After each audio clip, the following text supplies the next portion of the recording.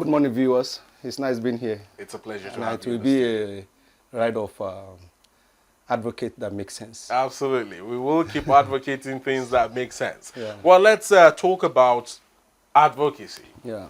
Right into it. Yeah. We saw after the abduction of over 300 school children in Niger State, a lot of, civil rights, human rights activists came out to, speak against it. Voices were raised, and that prompted the presidency to instruct the, security agencies to ensure swift action.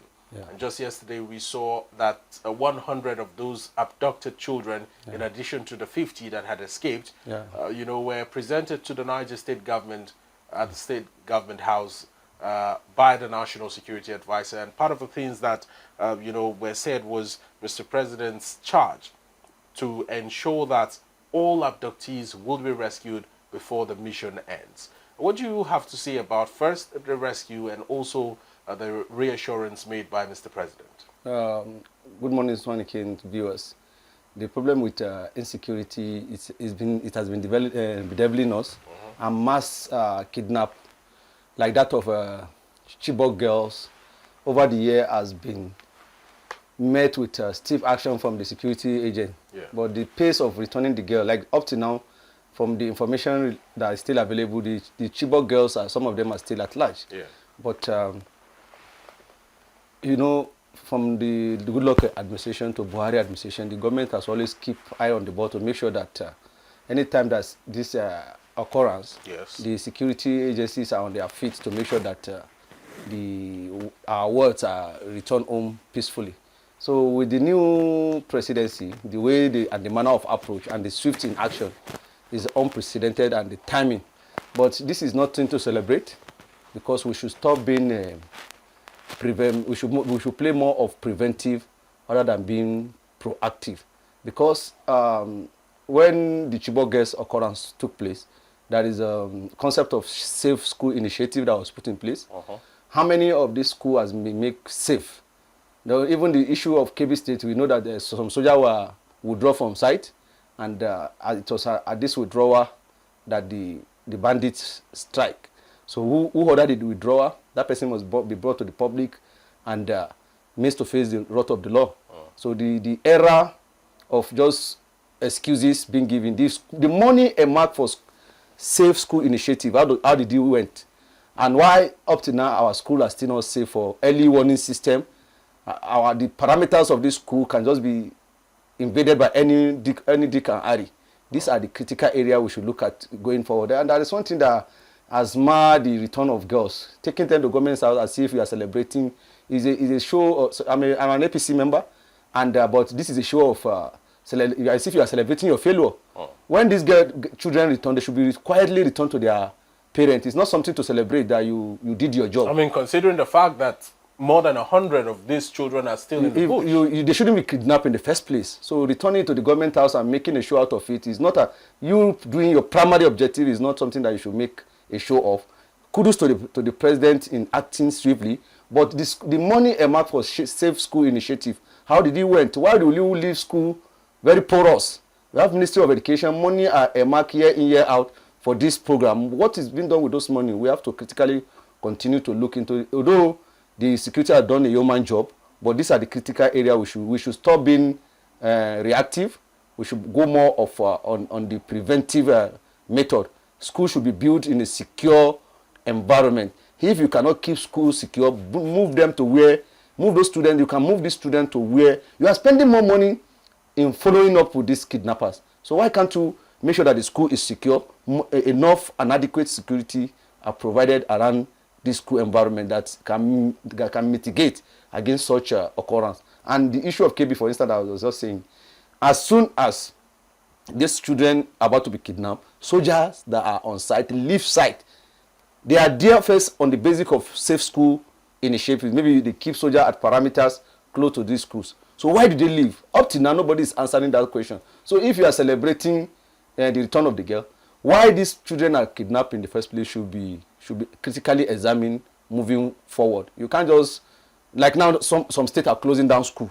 This is not the way to go. We must make sure that the enemy of our nation will not find it easy to enter our community and cause this type of mayhem. So the concept we should imbibe going forward is the concept of being proactive, perimeter fencing around schools, cameras everywhere, so that if anybody ventured into the school, they will find it difficult to perpetrate any. Then there will be early warning system to alert the security at the highest order, so that these people will be able to be stopped in their dastard act. Because we have a military, we have police, we have so many security apparatus, and they earn humongous salary on a monthly basis. If you give your job to somebody to do for you, and this person did not deliver on the job, you will have the right to question the person. If a policeman took his clothes to a tailor, and the tailor did not deliver on time, you will see how this policeman would treat that tailor. Now we should treat policemen too the way they will treat that particular tailor. Well, Mr. Yusuf Muhyiddin, while not digressing a little too much, let's still talk about the children that were returned, and holistically the ones that were abducted. We heard that 50 had escaped. We still don't know how they escaped, if the bandits were asleep when they escaped, or if they escaped collectively or individually. But, you know, for a specific number, 50, why not 37? Why not 57 or 43? But you know, specifically saying 50 have escaped is quite questionable. I want you to hold on to that. Secondly, we're now hearing that the government has secured the release. These terms are a little bit too technical. 100. What does the federal government mean by securing the release of 100 students that had been abducted? Did the government pay ransom? Was there an exchange of fire between security agencies and the bandits? How did these children regain their freedom? The government is not telling Nigerians anything. I mean, we shouldn't be applauding them for this securing of release. We should be asking how were these ones released and what has become of the other ones still in captivity. What do you think? You see, all over the world there are crimes, and when these crimes are perpetrated, the security agency have a mechanism of how to go about making sure that, especially when you have this issue of kidnap, when people are kidnapped, that is conventional. You know, these bandits or the herdsmen or whatever you want to call them, they have a way of using those people in their captive as human shade. As you go for them, even when you locate them, you want these people to be returned safely. So in doing so, you will not want to cause a collateral damage. But what I'm, you know, earlier I was trying to, because when I saw the picture at the Niger State Government House in Minna, I was so, it's not something that we should be celebrating on the face of me, bringing camera that you have achieved. Your first primary duty is to make sure that the life of people are secure. Around Niger State, as I'm talking to you now, how many of the schools in the rural setting are still not prone to this particular disaster? Now, the method of rescue, it may be conventional or non-conventional approach. It may be maybe you paid the ransom or you did not pay. One thing is very, very important: the lives that has been kidnapped returning home safely. But going forward, so that we first this is because this is it's just like something that stare you in the eye. Going forward, we must make sure that this type of occurrence do not take place. When you have more than 50 students in a school, especially boarding school, there should be a need to declare a state of emergency through the Ministry of Education and the security apparatus to come together to make sure, okay, we have 300 students here. How do we protect them? In that parameter, how many police stations are close by? How many soldiers are close by? Or how many formations of security agents? No. How do we make sure that SSS, DSS, and other departments of security that handle investigation are close to the school to monitor possible and also Mr. Yusuf, one major thing that I think a lot of people have been asking, one major question that has been ringing on and on is, how were the bandits able to transport more than 300 children and 12 teachers, you know, from the school to wherever their hideout is without raising any form of alarm, you know, without alerting security agencies, without community dwellers seeing them? It was almost as if they just vanished into thin air. General Sani Abacha of blessed memory said, and I quote, that if insecurity persists for more than 24 hours, that may be the instrument of state may be culpable. Let's remove the maybe. Yeah, that's the Well, way. he didn't say maybe. He said He said that the state is complicit in it. Okay, no, maybe I did not get it on the go. But all I'm just saying is that you are the being. instrument of state. I understand you are being diplomatic, but let's state it as the instrument of state in this sense is that yes, every security is everybody's business. Exactly. From the local people whose children are being kidnapped, they are supposed to have their own security put in place to secure their wards. Then in that particular space, that is the ward, local councillor, they have a chairman. In that particular school, they should have a mechanism to make sure that that school under their purview is properly secure. In this chain of command, a lot of things might have happened, which is maybe through negligence or deliberate or culpability. Some of them have played a part. You see, when a local government is not negotiating with a terrorist and coming to the public to celebrate that negotiation, it tells volume. And in the line of negotiation, who gets what? There are mediators who mediate. If you mediate now, they pay bandits 100 million, and you get 10% of that 100 million. You will want a reoccurrence of such. And if you have to facilitate it because of the 10 million you will get from it, somebody might facilitate that because money can be enticing.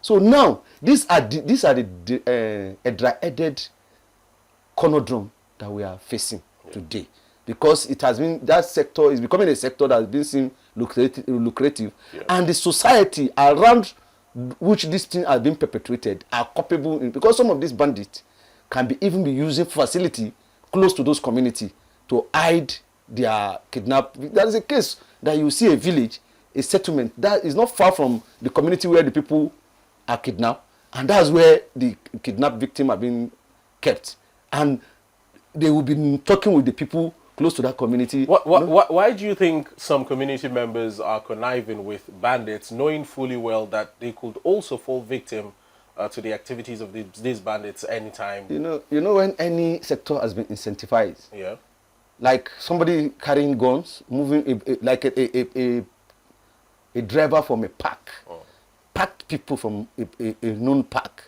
and move them right to the hands of kidnapper. Interesting. And disengage, collect his own money. It was one of the kidnapper and one of the people being kidnapped that later raised an alarm and make sure that he is escaped, and he now raised an alarm. Security agents now tell the issue and bust that particular kidnap scene. These are the things that to board a vehicle from a garage, and the same driver that you're supposed to take you to safety to your destination is becoming a business, is becoming a sector. So, and all this celebrating a very complex situation that's we're supposed to go into the society and make sure that the value orientation we're giving, it's not, we have had enough of paparazzi covering this event to our face. When the students are being released, they should stop bringing it to the national forum as if it's an achievement. It's not an achievement, because you are not supposed to allow these students to be kidnapped in the first place. And that's the major thing. Now, the concept of safe school initiative must be entrenched to 100%. Database of the students must be probably kept, and the school management must be up to standard. There are sentry you build of height, there are camera you position. As these people are coming around the four wall of the school, you can see them, sight them from far. So we can't continue this way. This is not the way we are too much for all these shenanigans. Well, interesting take there by Mr. Yusuf Muhyiddin, stating that we are too big as a country for all of these shenanigans, and that the theatrics and stage play should end as soon as possible. Well, in Mr. Yusuf's line of thoughts, he believes that the National Security Advisor and the Niger State government shouldn't have paraded those rescued children at the government house, and should have quietly sent them back to their families and walked swiftly for the further rescue of the remaining school children. Well, talking about walking, the Nigerian government, we hear, is set to collaborate with the United States to ensure that they dismantle terror networks in Nigeria, while also addressing the very controversial issue of targeted killings in the country. Now, Mr. Yusuf, back to you here in the studio. Yeah. What should Nigerians expect from this collaboration between Nigeria and the U.S.? I mean, at the time when the discussion started, it was about invasion and whatnot. Nigerians were frantic, and then from that, the conversation tilted towards collaboration. Yeah. What should we expect? You know, I was on this program and I told that Nigeria know how to handle itself in this case. And my last point in the last discussion is that we are too big for this type of shenanigans.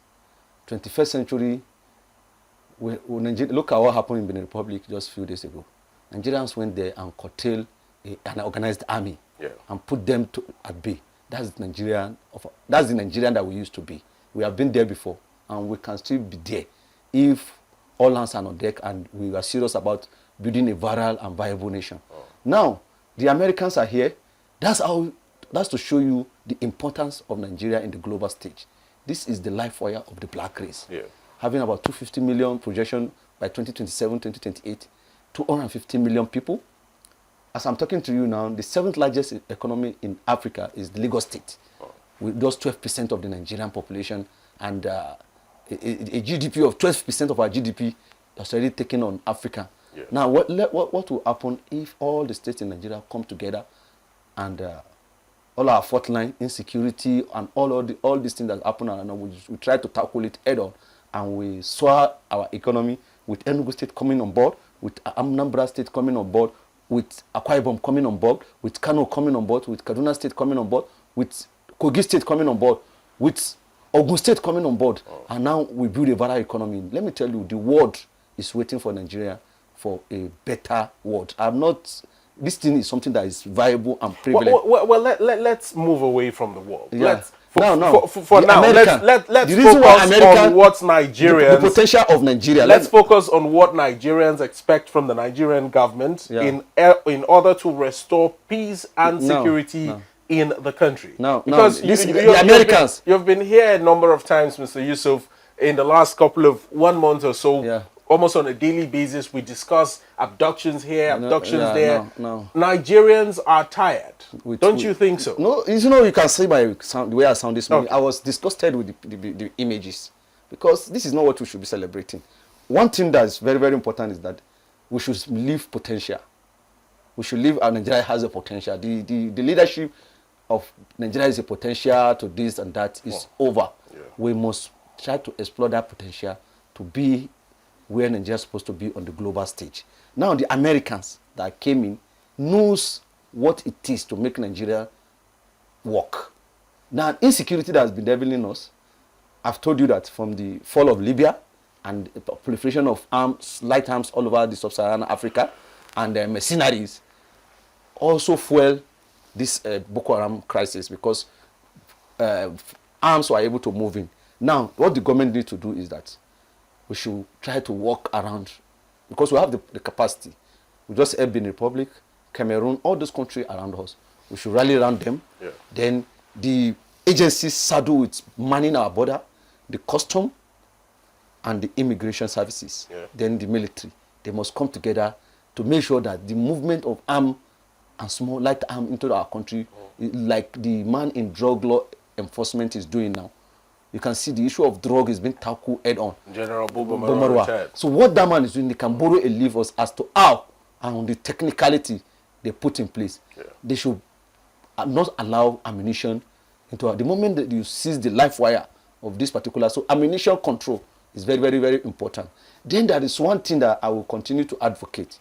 You see, the local government space must be activated to 100% and even giving more role. Like this cruise now. The care and the protection of this school is supposed to be under the purview of the local government. Any school cited in that local government. Then there are school, maybe bigger school like State College of Education, State Polytechnics, was supposed to be the purview of the state government and maybe state-owned university. Yeah. But any secondary school and primary school education, like the primary head, was supposed to be under the close supervision of the local government. The state government have no business involving in what is primary. And that's what is stated in our constitution. But the moment you take it away from the local government, the route who's supposed to make this thing function has been denied of that functionality. But at what point did our local government council chairman become so powerless in the typical Nigerian political and government setup. After, if you look back in history, Algon was a body in 1999, powerful than the Governors Forum. Interesting. Yes, it's powerful than the Governors Forum. Governors Forum is just a paper organization that has not had any effect because they have been. But when Algon was there, the president can interface with local government direct through the Algon as to what is their need. So some of the governors, who like Governor Yesin Weke, he was formerly a local government chairman. Most of the people that became governors today, some of them started being a local government chairman. But after 1999, some of the set of governors that came in see a rivalry within them and the local government. And the local government are becoming too powerful, mostly for politics' sake, because a local government chairman that doesn't need his governor to survive can always tell the governor to you can't push him around. So now they now look how can they continue to control the local government. They now went for the life wire of the local government, which is their funding. So that they started what they call joint account. The greatest thing that bedevil the local government in Nigeria is that joint account issue. The joint account decimates the power of local government. Now, roles assigned to local government constitutionally, like primary health care, this security that is a level the local government can get involved. The governor and now accede those things to themselves, and you as a governor cannot be everywhere. And as our constitution frames it, is that the third tiers of government, which is the local government, should be able to function optimally. Now, from that time, independent of the state. No, there's also even grow. Some states have gotten it right. Like Lagos State, they are doing a human job. The project with the LCAs and the rest. The job the local government chairman is doing in Lagos, some state governors are not executing it. A local government chairman should be able to build quarters for teachers. A local government chairman should be able to look at the agricultural sector. If farmers are having soil problem, how do we get a fertilizer or a nutrient that will replenish this soil based on if you have a gully erosion, which occur then this insecurity, when an unknown face infiltrates the local government, this first set of people that should be the port of call or port of report. People cannot just be moving around our land with bearing gun, and you say there's nothing we can do about it. There is a lot we can do about it, only that we are failing to do it.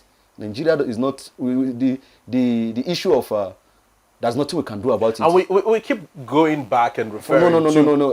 We keep referring to the Supreme Court judgment granting these local government areas their financial autonomy. The governors are not. We are seeing. That's why I said it clearly. Any governor that is withholding local government fund is a political bandit.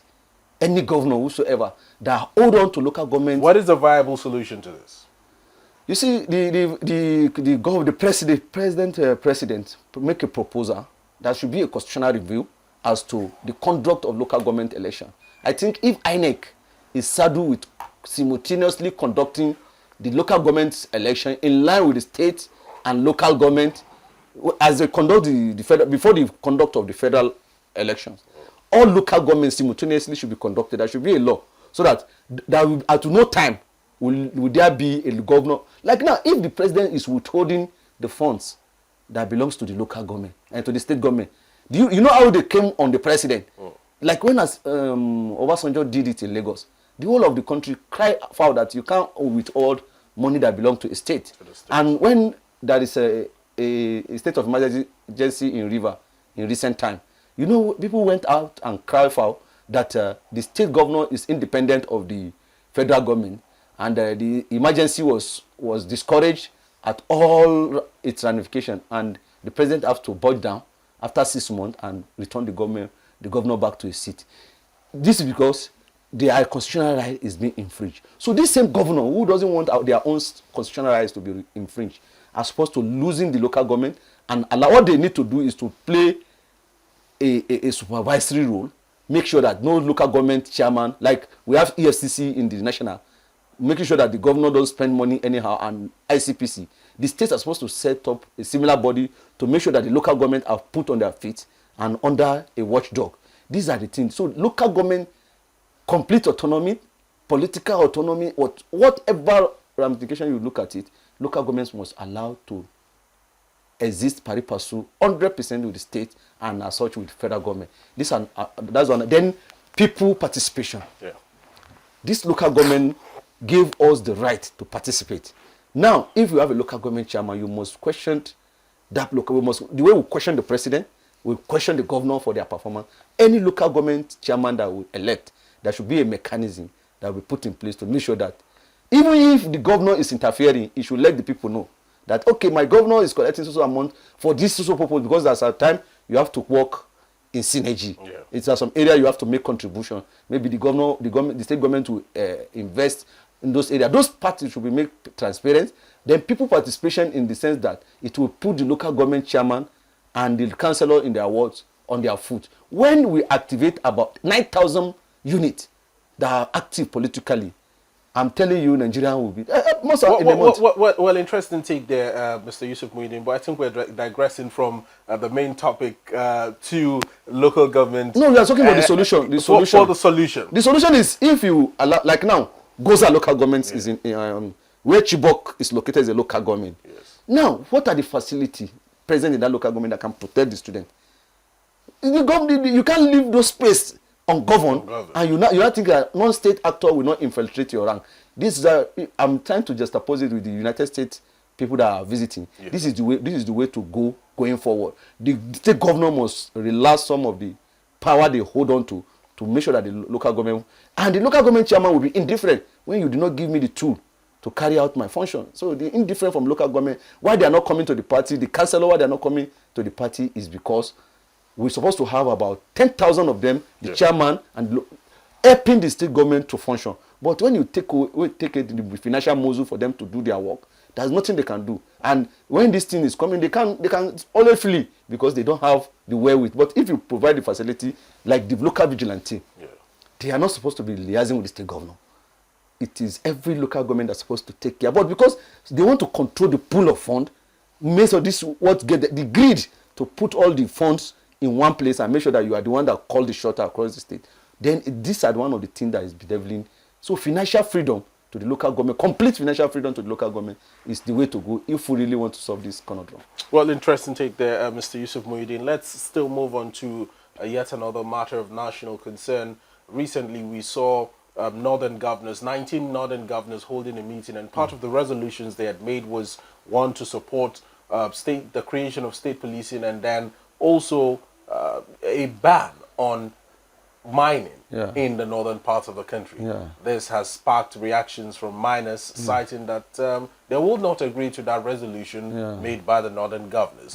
Now, if you recall, mining activities in the northwestern part of the country particularly has been linked to the terror situation, the insecurity in that region. What is your assessment of the entire situation, and should these miners really be backed at a time when it appears that their source of livelihood is being taken away, well, of course, for a greater purpose? The greatest carnage that have ever besieged human being, from the Holocaust to the slave trade to the colonial era to today's world, has always been resource-driven and economic superiority. Because some people have resources and you want to take it. If they will not give you peacefully, you will take it forcefully. Mining sector all over the world has caused a lot of mayhem around the mining communities. The Congo-Zaire war is associated with mining. The Sierra Leonean civil war is associated with diamond mining. The Liberian civil war has mining connotation. Even the recent uproar within Niger and France was as a result of mining. Why America was asked to leave Burkina Faso and the likes is because they are not getting what they're supposed to be getting. But in the case of Nigeria is that we are very, very intelligent. We find a way around every issue. That's why our own case, and then because of our size and number, something can be happening in one part of Nigeria and it will not concern the other, because we have about 300 million people. We have about 1 million square kilometer highly populated setup. So if they can be having Fuji dance in Lagos, whereby bandits will be operating in Borno. These are the things that make it seems easy. But if something is not done to tackle it head on, it may consume all of us. So the mining sector, if any miner said he will not stop, if they want to, because they should withdraw their license. I know around Mina and Ebarons through Shiroro, from time immemorial, there are mining sites, artisanal mining and local miners pick gold from the floor. But up to today, there is no single gold refinery in Niger State. Why do you think that is? Because the sector is being run in a way that's not of global best practices. Well, this is also a topic of debate amongst Nigerians. Yeah. That the fact that in the southern part of the country, there is oil, there is crude oil, and Nigeria as a whole benefits and has been benefiting for decades, largely from that oil deposit. And then the natural mineral deposit that we find in the northern part of the country is not being tapped into by the federal government. So that everybody, it will be beneficial to everybody. Beneficial to everybody. And it appears like it's been left to all commerce. You know, private business owners to benefit from. I'm going a flow of thought. Yeah. You see, if the sector is allowed to function optimally, at least Nigeria will benefit by 70 to 80%. Gold is well sorted after. Exactly. So the miners that are complaining, they are enjoying a field day. So a control, I think they are even having problem with the Minister of Solid Minerals and Mines, Dele Alake, in recent time because of the policy that he introduced to standardize that sector. So what I'm just trying to say is that there are some people that like it in the black market. The moment you introduce a transparency regime, they will cry out foul. But the Alake-led ministry has been on their neck. Now, for them to say they will stop, what they will stop is illegal mining. Any site that is not properly documented and that is not properly cadastrated at the Ministry of Solid Minerals and Mining should be withdrawn. Then any place where you cannot provide security for the aligning community, we had it in the Niger Delta as Goodluck Ebele Jonathan time when the militants feel that the community were not taken care of and a lot of resources has been ferried away from there. You know, they start kidnapping the foreign oil worker through Shell. So, and they are going up to today. When Yaradua came, he gave them amnesty. But what they are doing in the north is not like that. There is no clear cut to reason of this madness on insecurity. But most of them hide under they hide under this insecurity to continue to mine, even in the Borno axis. Lake Chad region is one of the richest regions in this country. You know, there are explorers from the NMPC that were there. They were kidnapped, professors of geologists and solid mineral miners who go there to see the level of commercial viability of the oil in the Lake Chad. Up to today, what happened to the research they are doing, nobody knows. But it is known that the Lake Chad water basin is rich in a large quantum. Even the forest, what is it called? Sambisa forest and the Timbuktu triangle. There are a lot of mineral embedded. So when they disperse the community and nobody can go there, they can continue. That's why some state actors are culpable, because some of them are maybe benefiting. You know, there was a time the governor of Borno State has to have a scuffle with some army. That's why is it that he cannot go into that area? That is the governor of the state. That if they are doing their work, everywhere in the state should be able. So sometimes some state actors connive with this undesirable element to continue to cause mayhem on our nation. So these are the parameters at which I'm looking at it. So we must, going forward, with this regulation by the northern governor, although it take a long time coming, they have slept at work, but now they are working from their slumber. I think all of us should rally around them to make sure that these illegal miners should not continue to have a field day by causing insecurity around our land. So this is a very welcome development that should be championed by all. The illegal miner must be banned, and after such, all parameters that should be involved, best universal practice in terms of mining, then so that the local government, the state government, and the entire Nigerian nation will benefit in every quantum of gold taken away. After all, there are a lot of environmental degradation that they will leave behind, and who are going to take care of it when they are all gone? And landslide, earthquake will be one of the things that will be disturbing those areas, because anywhere that is extensive mining and digging of the soil, the place will be prone to gully erosion and all other climatic and arts-related disasters. So we should make sure that we put all hands on deck and watch carefully all those minerals, solid mineral resources. And there is one thing: the emirs, the leaders in the north, some of them owns these minerals.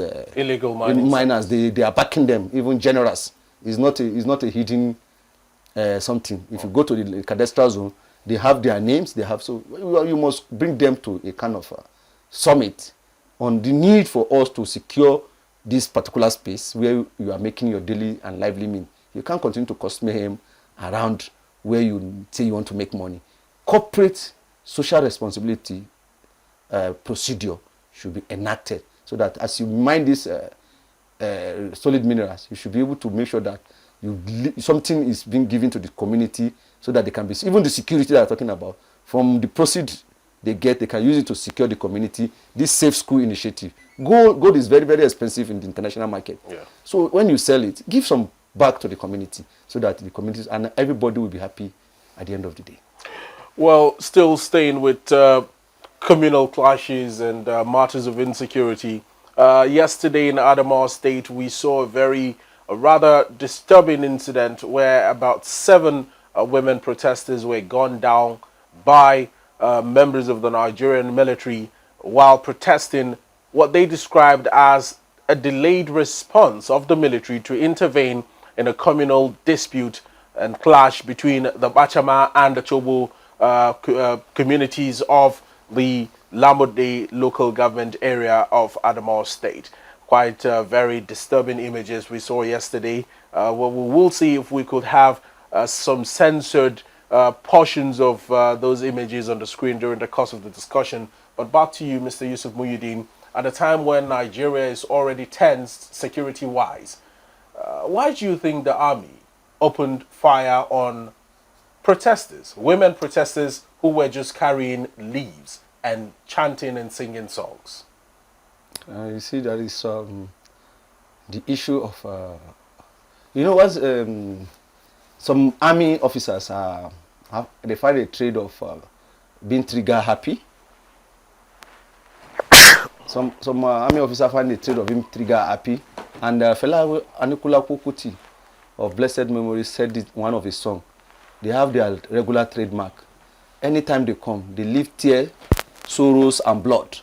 So maybe this is the type of the army officer the fella Anikula Kukuti is talking about. Interesting. So because I don't see a reason why you will be trained with taxpayer money to protect them. And just wearing the uniform, you are already respected. Then even when you shout, your word read volumes. People will carry respect. So I don't know the reason why you will not carry gun against the same people that you are supposed to protect. Yeah. Then this particular set of army men that did this job were assigned to that particular unit by a particular command. Yes. And a unit of the Nigerian army. Yes. I think appropriate investigation should be carried out. This should not be swept under the carpet. It's not it should not be a case of unknown soldier. Yes. The soldiers that are involved in this senseless killing must be fished out and made to pay. Because when you see General Musa, the new minister of the Minister of Defense, said, you as an army that has been deployed to a site to fight insurgency, and you see a bandit carrying ammunition, yes, waving AK-47 unauthorized, you don't need any command to gun down such a fellow. Yes. Now, ordinary women that are carrying leaves, so when you see bandits, you allow them pass, easy passage. But when you now see civilians who are going on their normal, exercising their civic duty of calling your attention to a senseless killing in their community, you now open fire on them. Whosoever do that is not fit to live among human beings. Is as good as a terrorist, that particular soldier officer, and it should be dealt with accordingly. So all those people that are in charge of such killing should be fished out and be brought to book. That's the only way to go. If not, this type of carnage will still continue. Army has done this over the time. But how badly does this rub off on the image of the military? Considering that I had mentioned earlier, we are faced with security challenges, and Nigerians are already grumbling and saying that the Nigerian military only shows force when it comes to civilians. Yes. And then when they are faced with terrorists or bandits, it's a different case. How badly you see, is this smearing the image of the army? The Nigerian military is well respected. They have done a lot of wonderful job in the past. Yeah. They have a good history of being combat ready. They have shown to the world what Nigeria is capable of. Up to know, no matter how you rate it, you can't rate Nigeria 1 to 5 in Africa. You can't remove Nigeria from that setting, from what we've achieved, from the United Nations and the likes. But when you come home in dealing with civil populace, there is this over, do you know who I am? And don't you know you are before a soldier? They put themselves too much. There is this God aura, larger than life image around them. They should know that the man who was a general today was once a civilian. And if he gave birth to a child, that child is not automatically a soldier. He has to go through the training. And some of them are just privileged. So some of us, at one time or the other, applied. But because we didn't get, doesn't mean that we are lesser human being than them. And after all, it's the taxpayer money that's being used to train them. They should always put that. They should always put that into consideration. We are the people that are paying their bills, and the protection of our lives and property is what they sign on to, and they must make sure that that is continually, whatever provocation they might have gotten from this woman, they do not deserve this dastard hand that they have meted on them. And this is unlike of Nigerian army. So this set of unknown soldiers or known soldiers are from a particular command, a particular unit. Whosoever assigned them to that responsibility, whosoever give that command for that firing must be. There should be an inquiry into this case, and it should not be swept under the carpet. And anybody that's capable in this line of thought, in this line of work, should be meant to pay the severe penalty of taking life that's not authorized. Well, Mr. Yusuf Muhyiddin, we have just about 2 minutes to wrap up the discussion this morning. We would want to still take a look at an image of the protesters in front of military vehicles and, of course, military men wielding their weapons and all. You can see just women carrying leaves. And from the video I had seen, they were just singing and, chanting songs.